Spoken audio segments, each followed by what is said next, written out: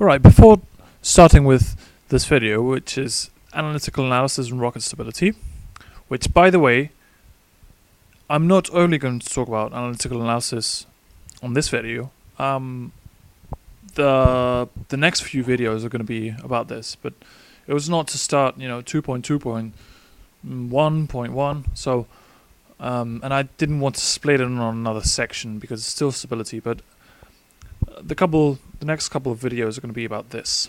All right, but before going into this, I was just reviewing a video in which I think it was the first time I mentioned the aerodynamic center.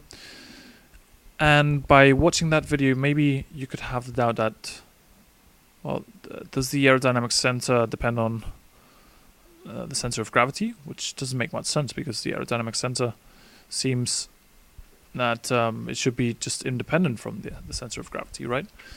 But by seeing the equations I wrote, you could think that, right? So where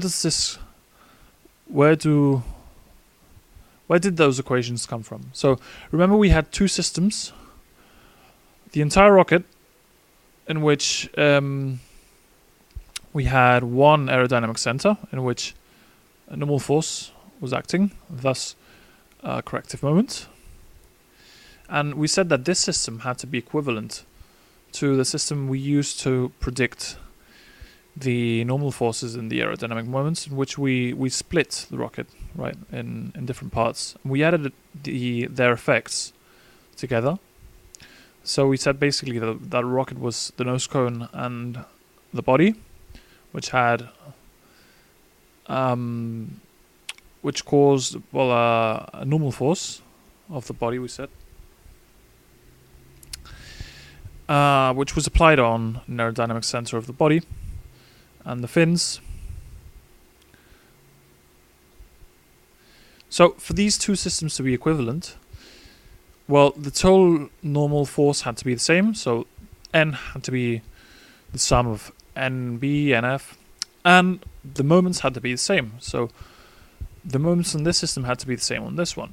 So what we did in the previous video I'm talking about is that we took moments over the center of gravity. So moments over the center of gravity is N.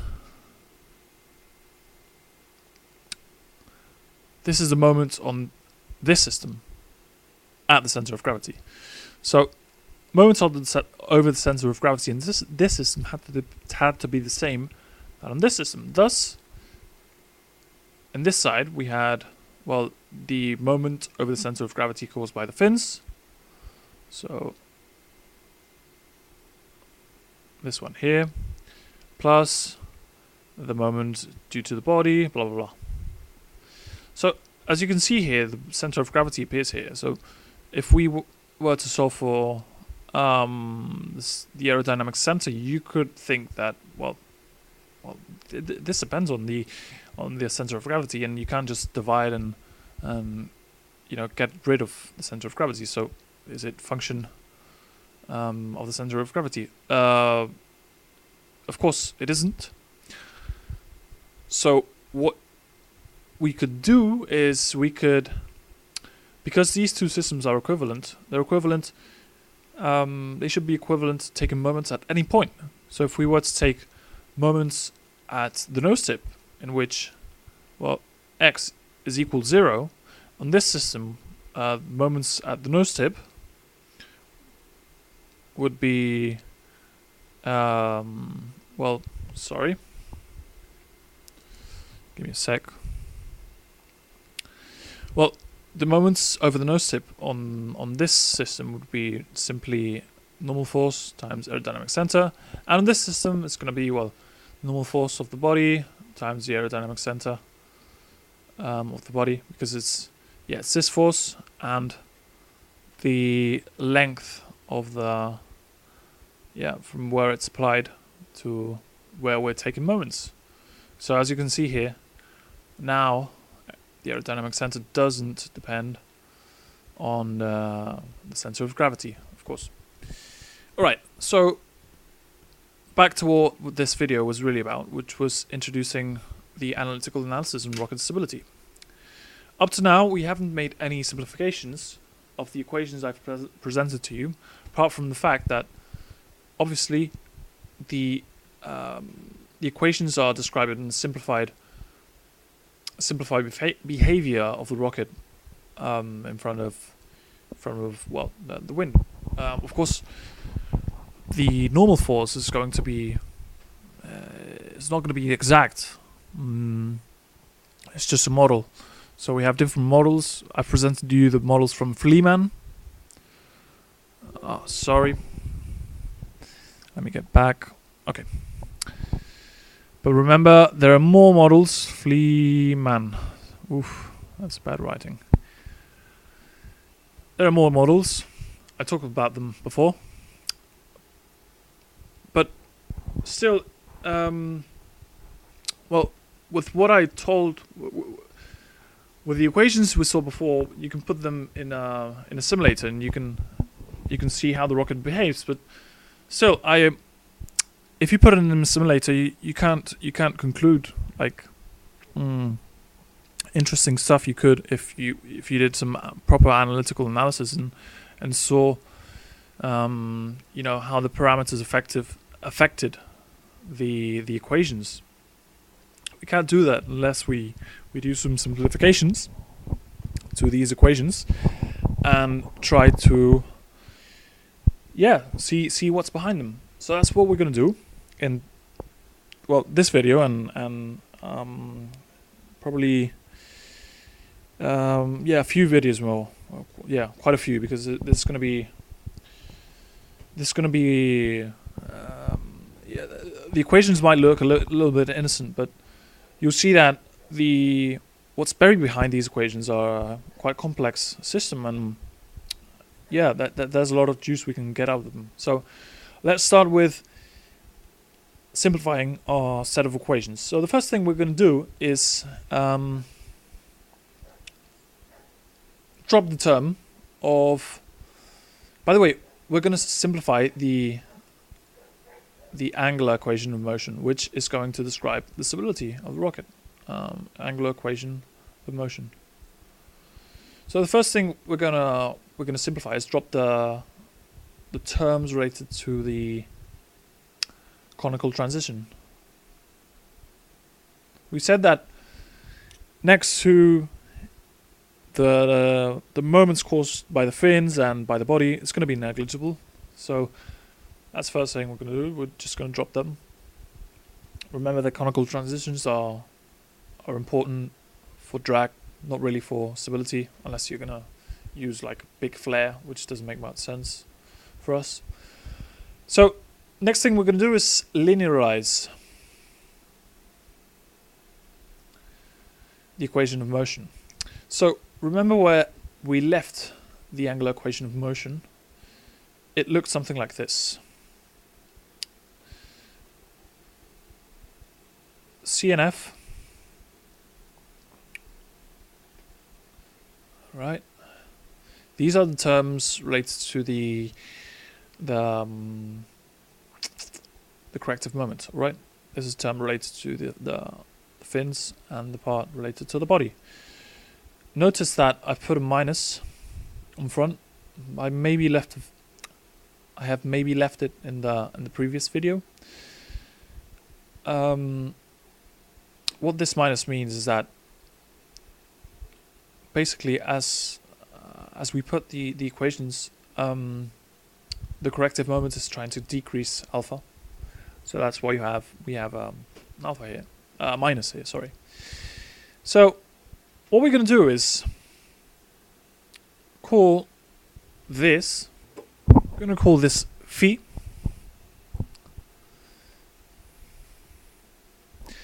And because we're going to linearize, we're going to do a Maclaurin expansion, saying that phi, which by the way, phi is function of the angle of attack, if you take a look at the equations, and also the geometry of the rocket and flight conditions. So flight conditions could be maybe the dynamic pressure, the Mach number.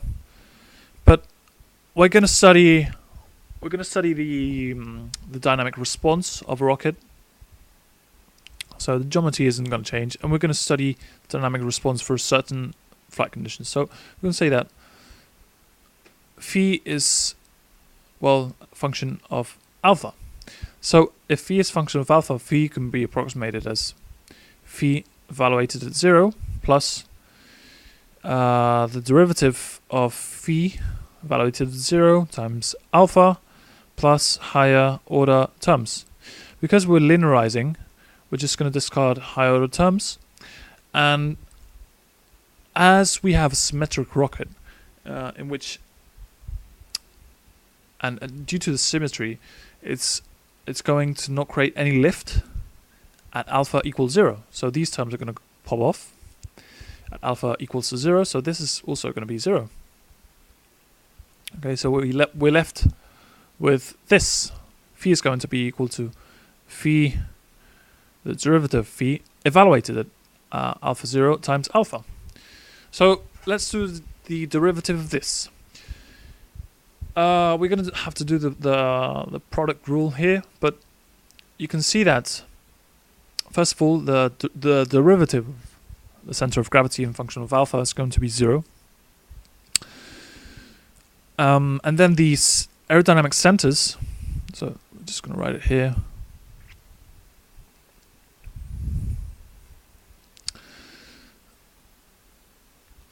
Then the aerodynamic centers, if you check the equations, if we do the derivative of them and evaluate them 0, they're also going to be 0, right? So we're left with the derivative of the normal force coefficients for the body and the fins. So let's check what they are. Okay.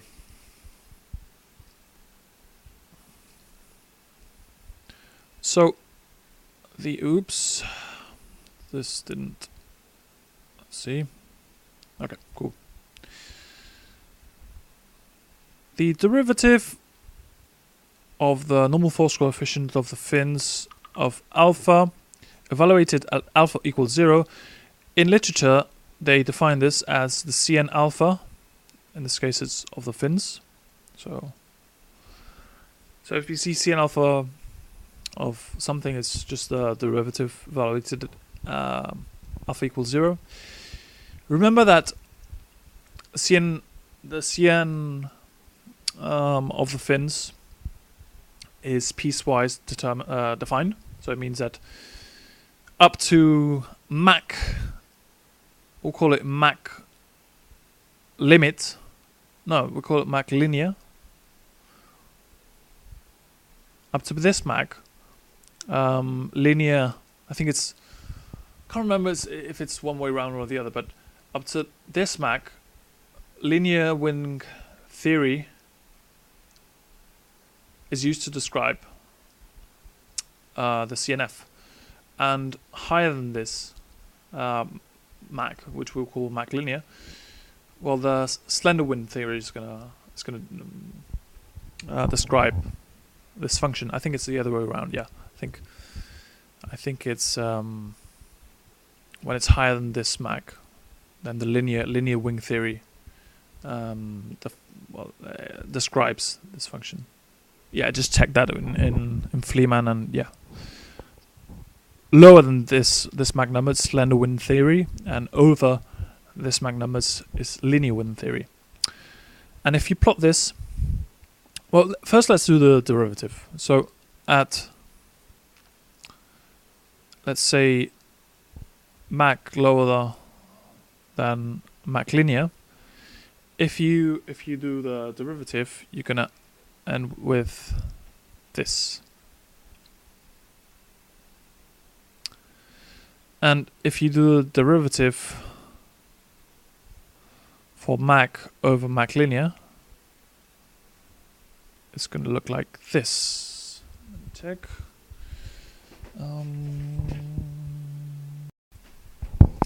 Okay, it's 4 times Mach squared minus 1 over 0.5 times S surface. Sorry for this writing. So if you plot this, if you put Cn alpha of the fins in function of the Mach, you're going to see that up to Mach linear is going to be constant, this constant. And from then, it's going to decrease like this, in this fashion. So this Mach is always above 1, because this is, this is the aspect ratio, if I don't recall. Yeah, I think it's the aspect ratio.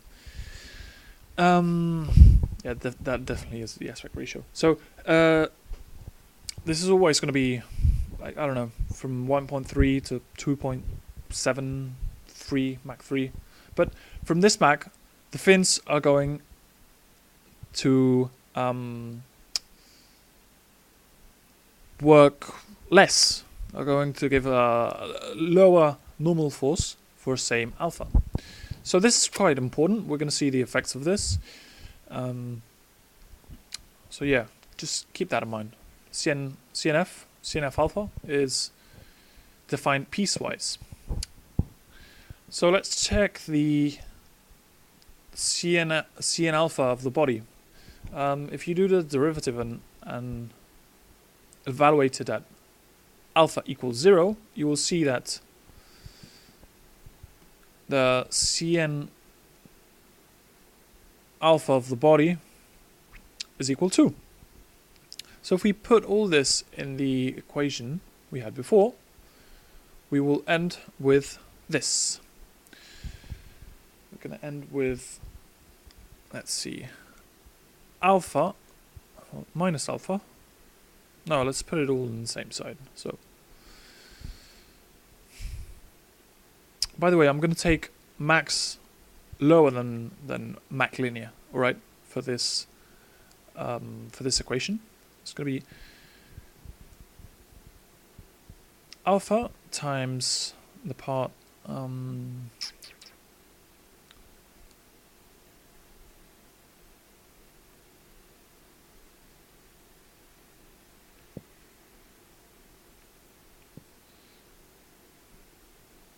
right, and then the term related to the